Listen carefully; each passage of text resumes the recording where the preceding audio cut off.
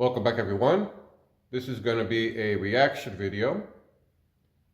It's about Pedro video where he made it around Thanksgiving time. The title of his video is called "A Message to Anyone Going Through It Today, Take Action." We're going to be talking about that, so here we go.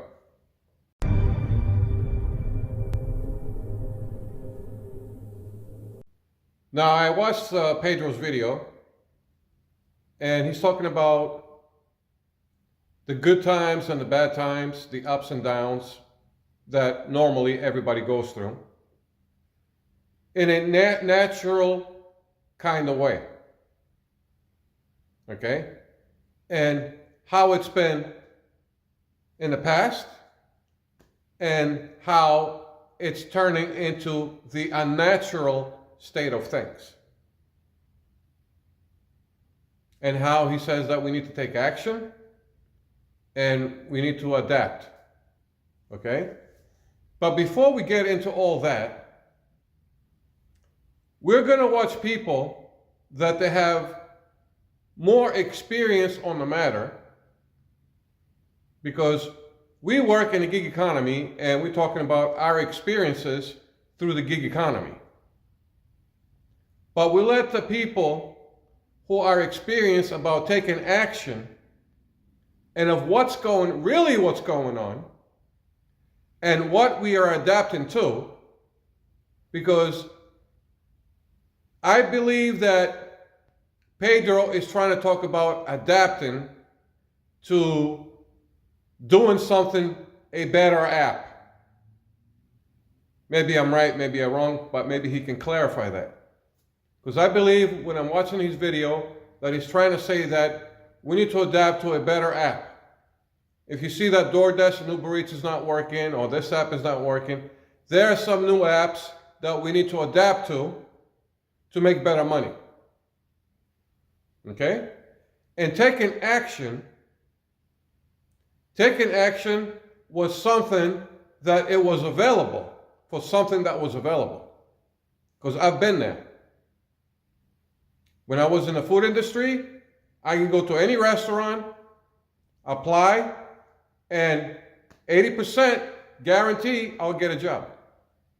Because I had experience. And when I got tired of the food industry for a while, I went to an employment agency, and they had tons of stuff. They had manufacturing, they had industry, they had corporations. I'll go over there and apply and put all my information. Within a couple of days, I get a call. "Oh, Mr. Dino, we got like 3 or 4 jobs. Take your pick." That's totally different the way it is now. It's night and day difference. Nowadays, there's an opening, let's say, for an example, recently, they needed one driver to do deliveries for auto parts at the O'Reilly store, at the O'Reilly Auto Parts. They only had one opening. 2,000 people showed up. Home Depot, they had 7 positions they needed to be filled. 10,000 people showed up. I mean, what's going on? What the hell is going on? Back in the day, it was like, there was an opening for a job, there'll be like 15, 20 people showing up, filling out applications. Another company hiring a couple of positions, there'll be like maybe 50. Or small jobs will be maybe 10 people show up or 15 people show up. That's it. Compared to nowadays, 2,000 people are showing up for that position, 10,000 people are showing up for that position, 5,000 people are showing up for a different company for that position. Their numbers are staggering. Their unemployment is not what they're telling us it is. Because they control the news and information, the upper-ups. The billionaires and the big corporations, they're in cahoots with the system, bought and sold. They're telling us, oh, it's 4%. More like 20%. They're lying to us on a daily basis. But we'll let the experts or the people that have a little bit more information than we do, because maybe Pedro is not following this stuff. It could be possible. Maybe he doesn't care about this kind of information, even though a gig economy is involved, it's part of it. Or maybe he never came across this information. Or maybe he never thought that how important this information is to everybody. Not just us, the delivery drivers, but everybody else. But let's watch these people who do have a little more insight, what they have to say. And here it is. We got a big problem with AI. Like, we got a big problem on our hands for a number of reasons. Of course, not only are there environmental concerns, there are concerns when it comes to everybody's job effectively being taken away from them. There are concerns on the information environment in the sense that now we have videos that look real as fuck. We have pictures that look real as fuck. What does that do to the body politic? What does that do to, our attempt to have some sort of a shared reality, right? So you have all these problems. Of course, the problem with income and wealth inequality and the rich getting richer and everybody else getting poorer. And like I said, everybody losing their job. So I think everybody understands on some level this shit is a problem. But our government is bought by the AI tech broligarchs, by the billionaire robber barons. And so they are effectively getting their way across the board. So take a look at this. Again, More Perfect Union says, House Republican leaders are trying to ban all regulation of AI at the state level. The GOP is trying to sneak legislation into a bigger bill that would preempt state laws around the regulation of AI and create a national environment with very little regulation of the technology. So they tried to do this. I don't know if you guys remember, but when the big bullshit bill passed, they tried to sneak this in there. Now, it didn't make the final cut, thank God. But they're trying to do it again. And the reason they're so committed is because, as I said, they are all paid off. They are all bought by the big AI companies. And let me point out, too, let's not forget, this is like the entire economy now. The entire economy is this massive AI bubble. We're looking at a lot of pain on the way, too. A lot of pain on the way. So they're trying to sneak this in there. And think about how extreme it is. They're saying no regulation at all of AI. Not like, hey, we don't like this specific one. They're saying we are trying to ban anybody from regulating it at all.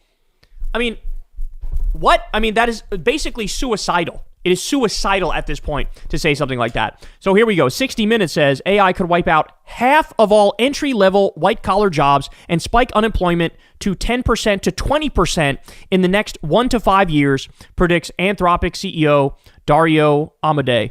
So you've said AI could wipe out half of all entry-level white-collar jobs and spike unemployment to 10 to 20% in the next 1 to 5 years. Yes, that's shocking. That is the future we could see if we don't become aware of this problem now. Half of all entry-level white-collar jobs. Well, if we look at entry-level consultants, lawyers, financial professionals, many of kind of the white-collar service industries, a lot of what they do, AI models are already quite good at, and without intervention. It's hard to imagine that there won't be some significant job impact there. And my worry is that it'll be broad and it'll be faster than what we've seen with previous technology. When you do this to a society, the society will react. There will be a colossal backlash. You can't just casually destroy the livelihoods of millions of people and act like that's okay. I mean, look, if you want to talk about, if we used this kind of technology to actually usher in socialism, that would be different, right? If we use this technology and everybody had an AI robot machine assigned to them and all the work that robot machine, all the profits of that goes to you, and you can take all your time to like live your life as you want and try to be creative and try to do art and try to write a novel and try to, do whatever you want with your time, that would be fine. But we don't live in that world. We live in a world where the top 1% has all of the fucking money, has all of the fucking power, and they're not going to give that up. They're not going to make it so that, let's equitably distribute the fruits of the labor of AI. No, they're going to say, go fuck yourself. You're on your own. Sorry, did you lose your job? Did you lose your whole profession? Tough cookies. Suck it up. Betting that AI is going to explode and solve all our problems or some dumb shit. Meanwhile, it's creating way more problems than it's fucking solving. That's for sure. A quiet time in the labor market because firms are finding that AI is making their workers so productive that they don't necessarily have to hire the new kids out of college and so on. But because there's so much output growth and income growth, that's the kind of thing that, a free market will work out relatively quickly as, new ways to spend money emerge. It's going to be quiet time in the labor market because AI is taking over and they don't need to hire the kids fresh out of college anymore. He is celebrating the fact that there are no more jobs for anybody anymore, that AI is taking over. He's celebrating that fact. And also, basically, he's admitting here, too, I'm on the side of the billionaire owners. Because, okay, they get rid of the human beings that work for them. They let machines take over. They don't have to pay those machines. And so, it's all profit. It's more profit for me. More profit for me. So, he is arguing solidly on the side of the billionaires. He's arguing in favor of an economy where jobs no longer exist. They have openly said, we are going to try to replace everybody's job. They've openly said that.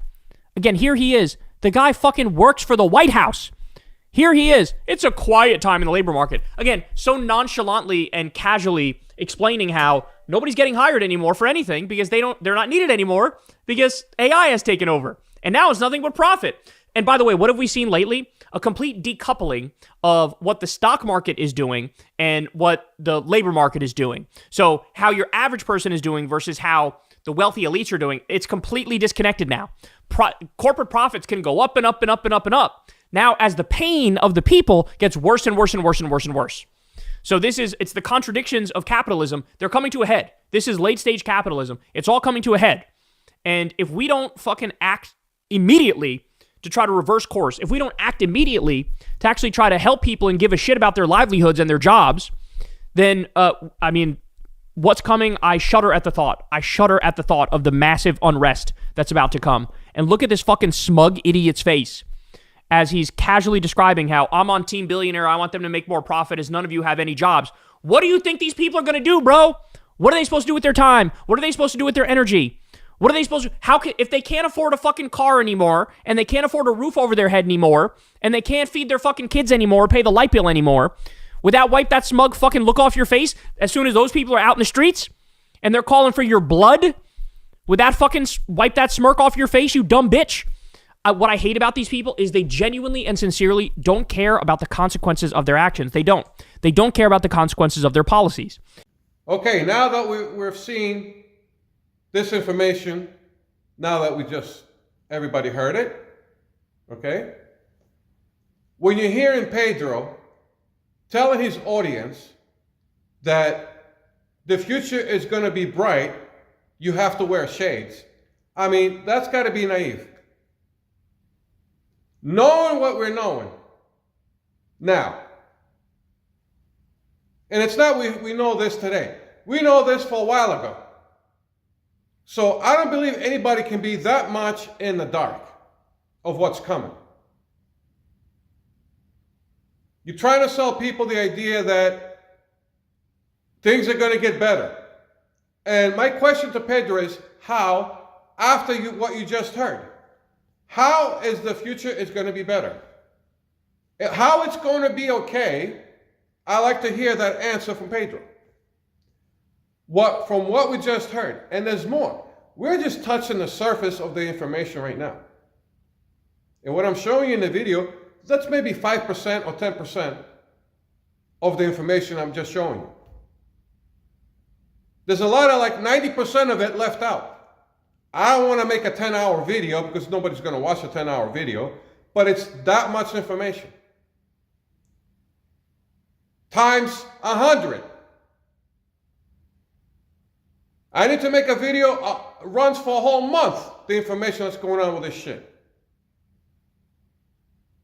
So what can you conclude after watching this that the future is going to be great? There'll be better days ahead. And about adapting.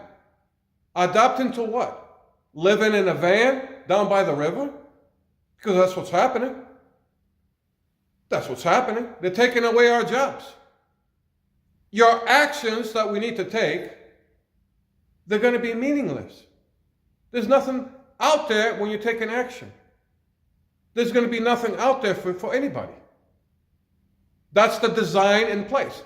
Do you have the billions and trillions of dollars? Do you have the system backing you up? How are you going to fight this? My question to Pedro, how are you going to fight this? Now, in the meantime, right now, because it's not fully developed,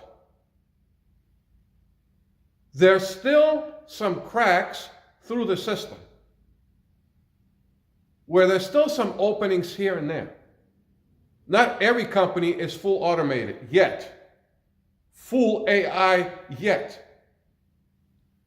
But we're also going to hear from somebody else that not only just him, because I don't, like I said, I don't want to make a 10-hour video. But here's just one example of how 40 middle-class positions are becoming obsolete. They're never going to get, you're never going to see these jobs again. And here it is. AI is going to cause massive job loss. And so I've put together a list of the top 40 types of jobs that are going to go away. I need to let you know just something right up front. And that is, there are 3 levels or stages of AI, and we're in the first third of the second stage. So let me tell you what these stages are, because they're very important that you understand them. The first stage is called ANI, which is narrow intelligence, and we've had that around for quite a while. That's your Siri. It's your artificial intelligence that helps with face recognition and editing photos and translating foreign languages, things like that. That's been around for quite a while now. So that was the first level.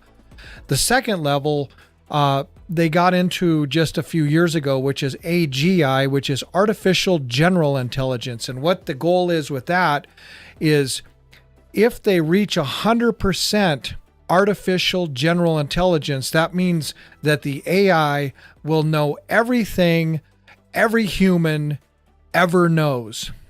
It is going to be able to be a PhD in every single subject and respond to you within milliseconds with an answer and analysis. So general intelligence is scary, but it's not the scariest one. And the scariest one is the next level, which is ASI, artificial superintelligence.